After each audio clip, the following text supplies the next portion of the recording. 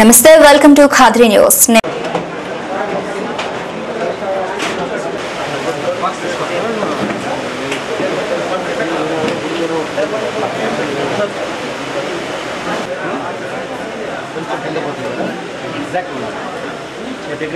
police station number 278. Yes, it's 278. 278, sir. Wait. This number untadi kada? Yes, 278. The number has to be.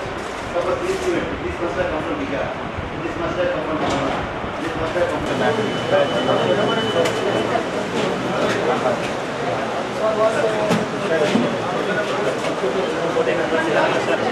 Class verify ಮಾಡಿ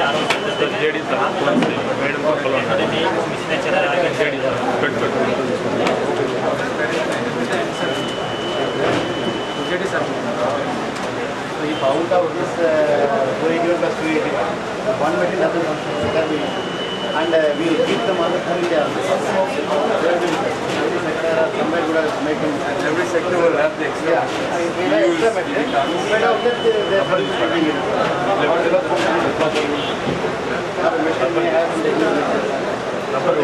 Only RO will have one or two of them separate cards, waiting for a call, then back to the call.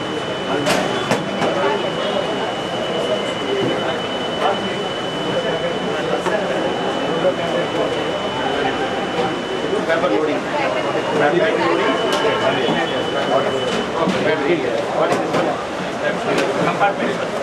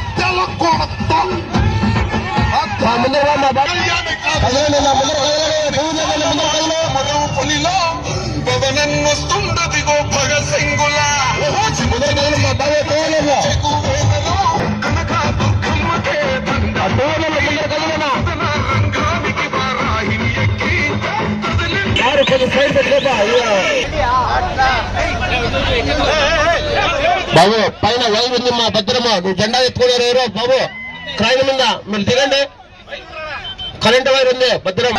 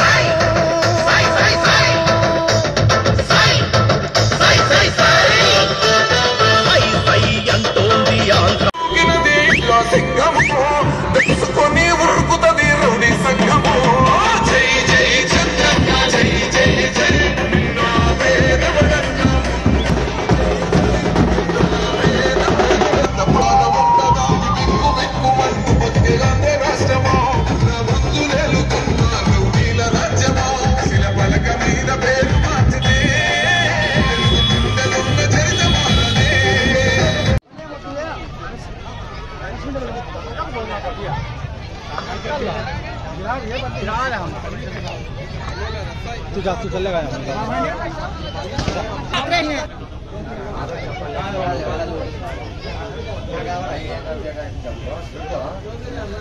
रात 11 बजे आप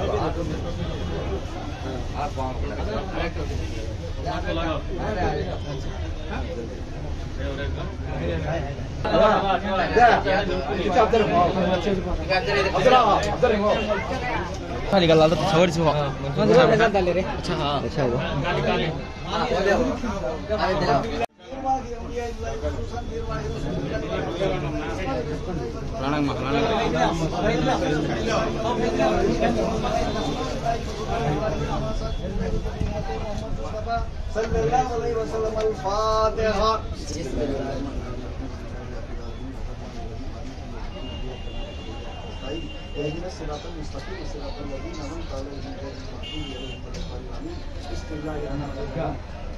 والتين والزيتون وهذا البلد الامين لقد خلقنا الانسان في حسن تقويم ثم ردنا واسفل سافلين الا الذين امنوا وعملوا الصالحات فلهم اجر غير ممنون وما يكذبك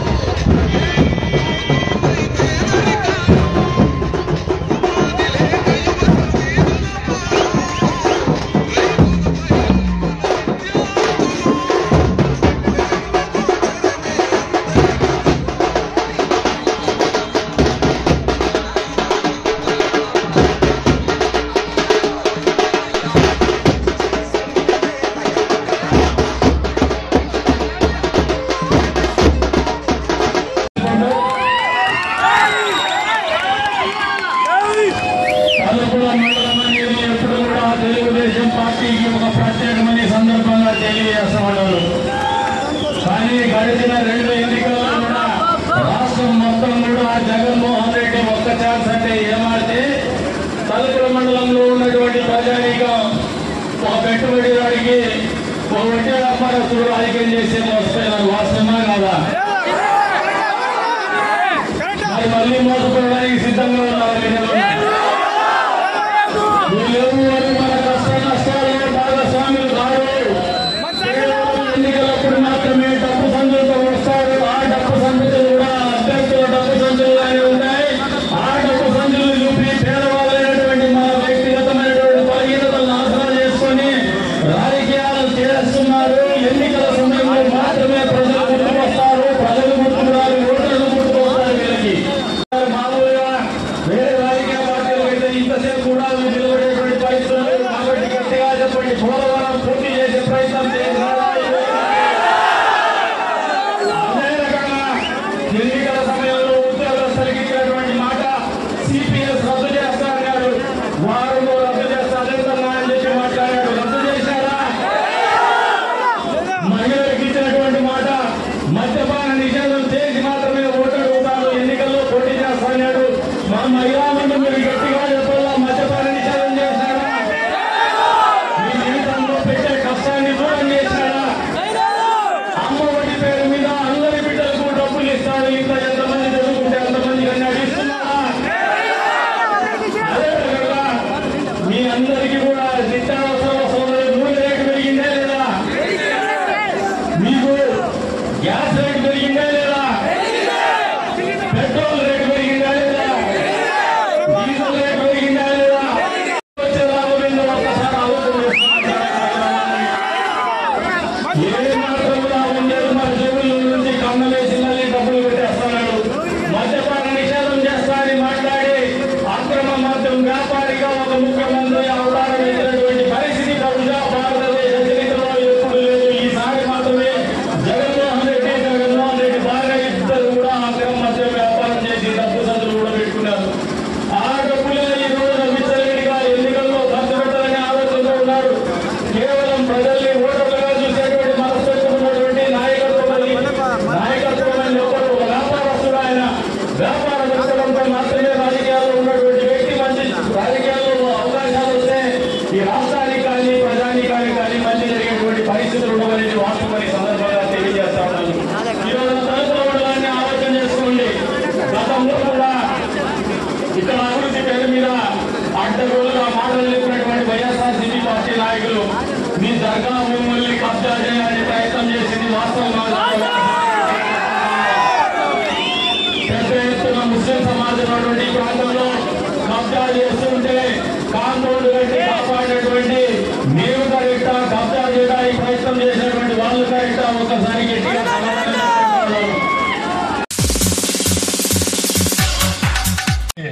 మక్బూల్ గారి తరఫున పేరు పేరున ధన్యవాదాలు తెలుపుకుంటూ ఈ కార్యక్రమాన్ని మనం విజయవంతంగా జరిపినందుకు ఈ వెలిసల గ్రామ పంచాయతీ ప్రజలకు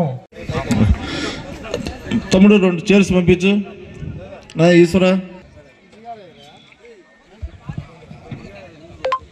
మన ఓటర్స్ మన కార్యకర్తలు మనం అంతా కలిసి మీకు అందరికీ తెలుసు రానున్న 13వ తేదీ అంటే వచ్చే సోమవారం దాకా మళ్ళీ సోమవారం ఎమ్మెల్యే మరియు ఎంపీ ఎన్నికలు జరుగుతున్నాయి. దానికి మేమందరం సమాయత్తం అవుతున్నాం, మీరు కూడా దానికి కానీ సమాయత్తం అవుతున్నారు. ఆ కారణంగానే ఈరోజు మేమందరం ఇక్కడ కలవడం జరిగింది. వచ్చే ఎన్నికలు మంచికి చెడుకి మధ్యలో జరుగుతున్న ఎన్నికలు. జగన్తో మంచి ఉంది, చంద్రబాబు నాయుడుతో చెడు ఉంది. ఆయన పేర్లేను చంద్రబాబు చెడు రెండు మ్యాచ్ అవుతున్నాయి చూడండి. కాబట్టి మీరందరూ మంచిని ఎన్నుకోవాలని, జగనన్నతోనే ఒక సంక్షేమం అనేది సాధ్యమని మీకు తెలుసు, మాకు తెలుసు. ఒక నెల వాలంటీర్ లేకపోతే ప్రతి ఒక్కరు చాలా కష్టపడినారు పెన్షన్ తీసుకునేదానికి. అదే జగనన్న మళ్ళీ ఎలక్షన్ కమిషన్ కి రిక్వెస్ట్ చేసుకుని ఈ నెల పెన్షన్ పెద్దవారికి ఇంటి దగ్గరికి వచ్చేకి మరియు కొంతమందికి వాళ్ళ అకౌంట్లలో పడేటట్టు ఆయన చర్యలు తీసుకున్నారు. అంటే ఈ రాష్ట్ర ప్రజల గురించి ఆయన ఇంత బాగా ఆలోచిస్తారు దానికి ఇది ఒక నిదర్శనం. పెద్దవారు ఈ ఎండలో ఈ వేసవి కాలంలో ఎట్లా వీళ్ళు పోయి ఎండాకాలంలో పెన్షన్, ఎందుకంటే మార్నింగ్ 6-7 గంటల నుంచే ఎండ స్టార్ట్ అయిపోతా ఉంది, చాలా ఉడుకుంది. దాదాపు 43-44 ఈరోజు టెంపరేచర్ 45 ఉంది. మేము తిరుగుతా ఉంటే మాకు తెలుస్తా ఉంది ఎంత ఎండ ఉందనేది.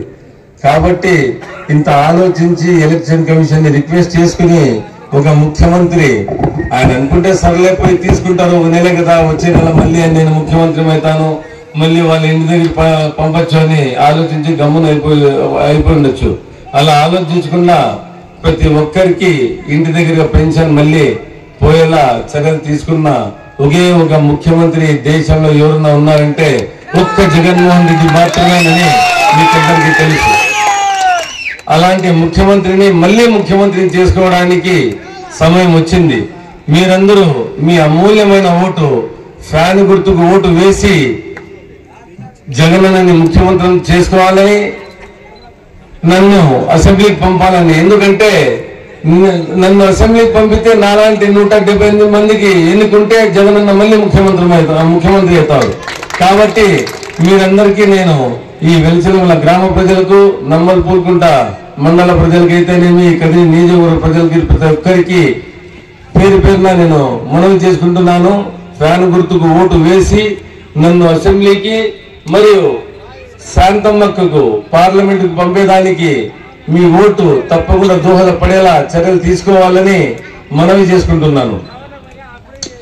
మీరొక్కరు ఓటు వేస్తే సరిపోదు, మీ ఇంట్లో వాళ్ళు చుట్టుపక్కల ఉన్న వాళ్లకు ప్రతి ఒక్కరికి మీరు పోయి, ఎందుకంటే మీరే వాళ్ళకు జగనన్నకు స్టార్ క్యాంపెయినర్స్. జగనన్న ఎప్పుడు చెప్తారు, ఎవరైతే నవరత్నాలు పొందుతున్నారో వాళ్ళే నాకు స్టార్ క్యాంపెయినర్స్, నాకు యాక్టర్లు లేరు, నాకు ఇంకొకరు లేరు, టీడీపీ వాళ్ళకు ఉన్నట్లు యాక్టర్లు లేరు, పవన్ కళ్యాణ్ లేడు, తోక పార్టీలు లేవు అని. కాబట్టి మీరందరూ చుట్టుపక్కల ఉన్న మీ నేబర్స్ కు, మీ ఫ్రెండ్స్ కు, మీ ఫ్యామిలీ మెంబర్స్ కు ప్రతి ఒక్కరికి ఫోన్ చేసి బయట ఉంటే ఇక్కడికి పిలిపించుకొని పక్క ఇంట్లో పోయి ఏమా మీరు ఓటు వేసి పోయినారా, పోయిపోయింటే పోదాం కలిసి పోదామని ఒకరికొకరు చెప్పుకొని రానున్న ఎన్నికల్లో 80% నుంచి 90% వరకు పోలింగ్ అయ్యేలా మీరందరూ చూసుకోవాలని మిమ్మల్ని అందరికీ నేను మళ్ళీ కోరుతా ఉన్నాను. పథకాల గురించి మన పెద్దవారందరూ చెప్పేసినారు. నేను రానున్న ఎలక్షన్ లో ఓటు ఎలా వేయాలి, మీరందరూ ఎట్లా కలిసిపోయి ఈ ఎండలో పొద్దున్నే 7 గంటలకే మీరందరూ పోయి ఎండ స్టార్ట్ కాకముందే లైన్ లో నిలబడి 9 గంటల వరకే మీ పోలింగ్ ముగించేలా చర్యలు తీసుకోవాలని మిమ్మల్ని అందరినీ నేను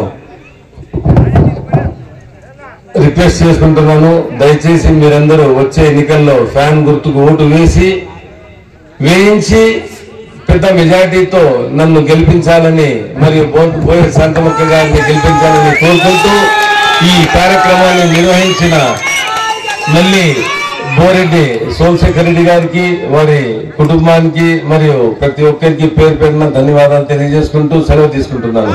జై జగన్, జై జగన్.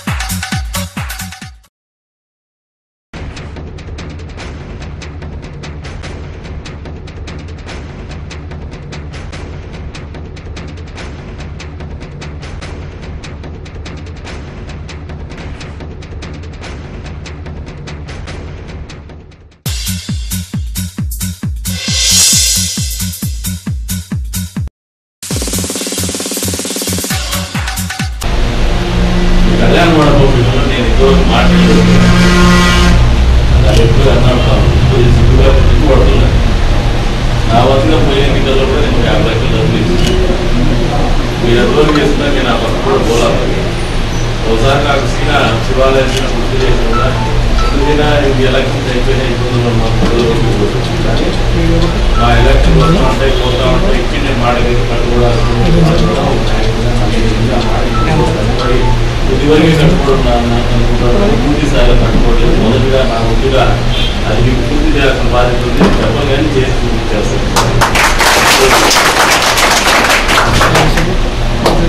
ఈ కులానికి నాకు ఏదో అయితే రాజకీయంగా అయితే ఒక సంబంధం ఉంది. మొదటిలో అదే పదే చెప్తా ఉంటారు. నన్ను పిలుచుకొని చేసి పట్టుకొని రూపాయలు ఖర్చు పెట్టి అన్నం పెట్టి ఎలక్షన్ చేసి ఆ రోజు నుంచి ఈ రోజు వరకు నాకు ఉంది. ఆమె పాపం మాకు ఆమెకు పరిచయం కూడా తక్కువ. ఉన్నది కావాలని నేను చూస్తాను. ఎడలో తిరుగుతాడు పాపాలని ఆ మొదటి మల్లేశ్వరం తిరుగుతాడు. అదేవిధంగా నరసింహ సార్ ఉంటాడు. ఆయన ఎప్పుడు లెక్కలు బాపత్రపడతా ఉంటాడు, ఏదో టిఫిన్ పడతానే ఉంటాడు. అదేవిధంగా మా నాగేంద్ర ఉన్నాడు. ఇది మా హీరో అయితే చాలా చిన్న విలువ ఉంటాడు.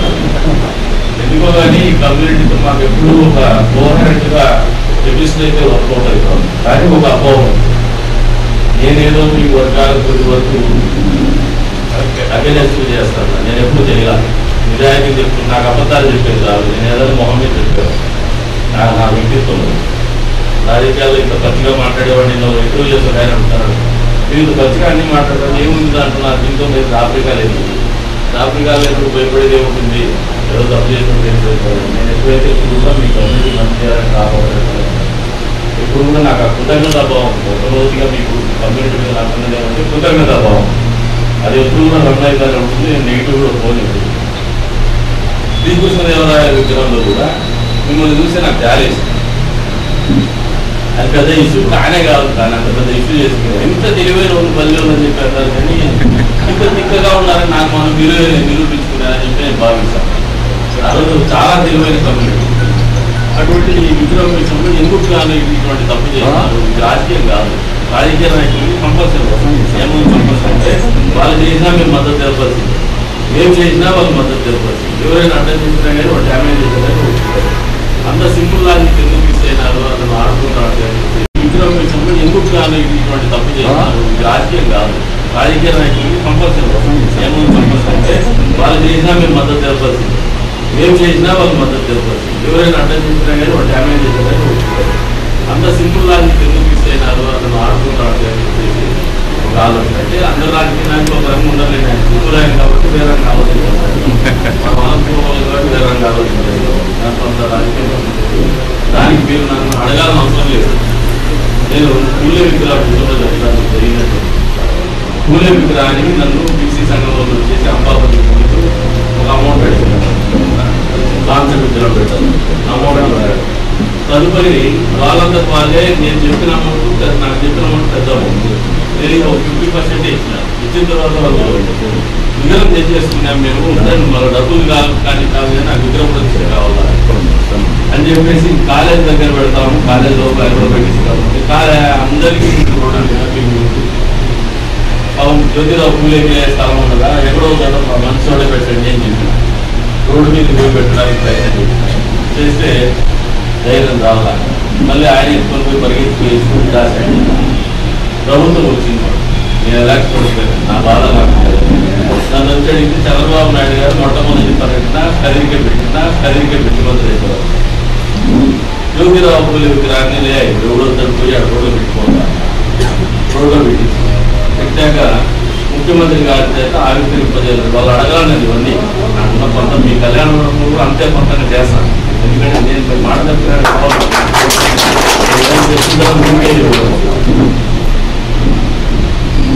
జ్యోతిరావు విగ్రహం ఆడ పెట్టిన తర్వాత ముఖ్యమంత్రి పర్యటనలో ఆయన విగ్రహం ఆవిష్కరించేటువంటి కార్యక్రమం పెడితే నాకు ఆయన సెక్రటరీ గారు కూడా చేశారు.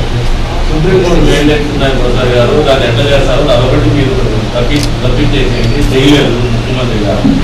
ఆయన ముఖ్యమంత్రి గారు చేస్తేనే కనీసం లేకపోతే అవసరం లేదు. పోయేసి దాని గ్లాస్ కొట్టించేసి తీసుకుపోయేసి ఫస్ట్ ఆయన చేసి అది మొండింగ్ చేసి ఈ విషయంలో కూడా చెప్తాను కాదు, అడగాలని అవసరం కాదు. మళ్ళీ అన్ని రకాలుగా మార్పులు అని సమాజానికి చిన్న కోరికలను పోతే చేయాల్సినటువంటి బాధ్యత రాజకీయాల్లో ఉన్నటువంటి మాకు ఇప్పుడు నిరంతరం ఉంటుంది.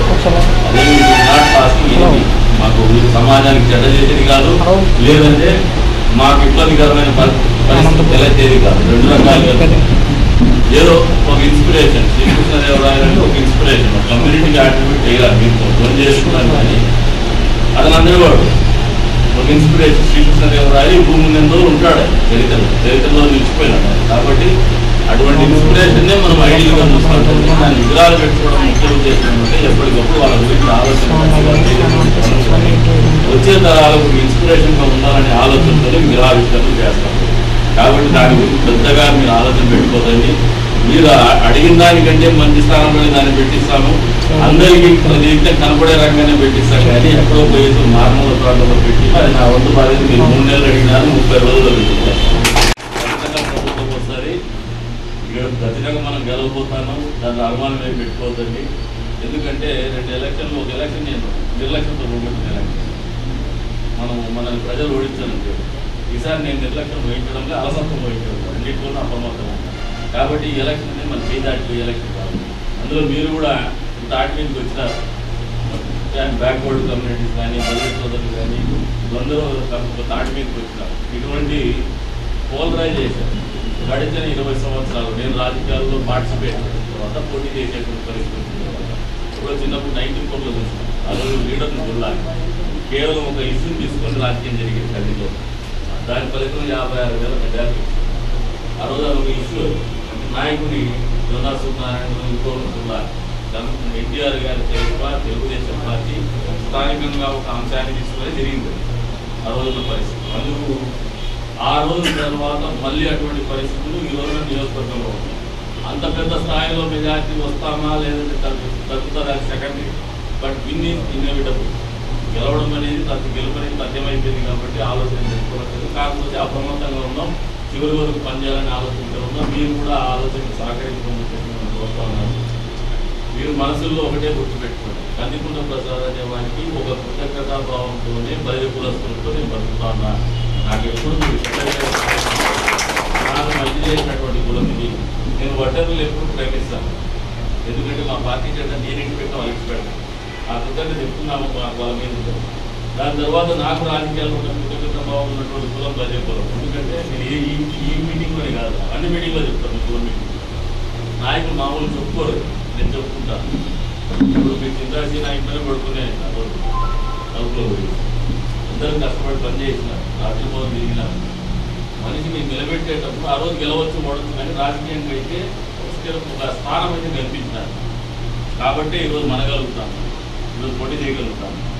ఆ రోజు మీరు ఆ పరిస్థితి చేయకపోతే ఈరోజు నాకు స్థానం వచ్చేది కాదని ఆలోచన కూడా నిరంతరం నాకు ఉంది. కాబట్టి మీరు అన్నదా భావించండి. నాకు ఎప్పుడు కూడా మీకు నీళ్ళు కాదు, కానీ మీకు ఏదన్నా చెడ్డ జరిగితేనో లేదంటే మీరు ఎలా కూడని ఆలోచన నాకు నేనే ఇన్ఫాక్ట్ నాగేంద్ర చెప్తా ఉంటాను. ఇవాళ ఎప్పుడు కింగ్ మేకర్స్ అయితే అన్నది కానీ కింగ్స్ కావడం లేదు. మీకు ఇంకా అలవాటు ఫ్రంట్ లైన్ కాలేదు. ఆ లీడర్షిప్ క్వాలిటీస్ డెవలప్ కావాలి, పర్ఫామ్ చేసేటువంటి పరిస్థితి. మీరు ఎప్పుడు కూడా కింగ్ మేకర్స్ గెలిపించిన దాంట్లో మీరు అయితే పని చేసిన దాంట్లో మీరు ఇంకా వయసు 6 వయసు సత్రంలో మాట్లాడారు. 6 వయసు మీరు చేసి సత్రంలో నాకు మాట్లాడిన రోజు చెప్పారు. ఈ ఆంధ్రప్రదేశ్ రాష్ట్రంలో నేను గమనించాను, సేవా తత్పరత ఉన్నటువంటి కులం ఏదైనా ఉంది, హిందూ ధర్మాన్ని ఆచరించే కులం ఏదైనా ఉందంటే అది 6 వయసు కులం మొదటిగా. దాంతోపాటు బ్రాహ్మణులు ఎప్పుడూ వాళ్ళు చేస్తుంటారు. కానీ ఇదే సేవా తత్పరత, ఇదే హిందూ ధర్మాన్ని కాపాడేటువంటి కులం కూడా బలి కులం మీకు ఈక్వల్గా చేస్తుంటారని చెప్పుకోవచ్చు. మీకు ఉన్నటువంటి బ్యూటీ, మీకు ఉన్నటువంటి నెగిటివ్ ఏమంటే ఫ్రంట్ లైన్లో వేసి ఓన్ తీసుకొని రిస్క్ తీసుకొని ఆ సస్టైన్ అవ్వదు, ఈల్డ్ అవుతారు. చిన్న సమస్యకి ఈల్డ్ అవుతారు.